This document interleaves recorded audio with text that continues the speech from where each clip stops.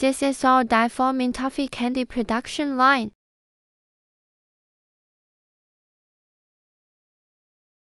The sugar are squeezed into strips from the extruder and then shaped into the required size using a strip sizing machine. Then it can be cutted and shaped with different size and shape by this die-forming machine.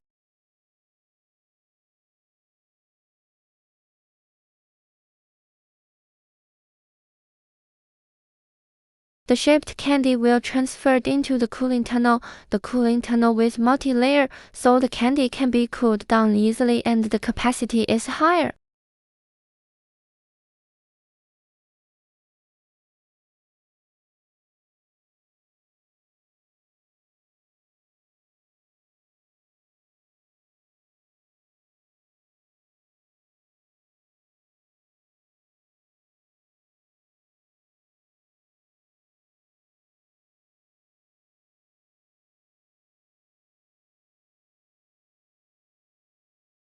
We use conveyor belt to transfer the candy to packing machine automatically. You can choose the package type as your need. We customize the different packing machine for you.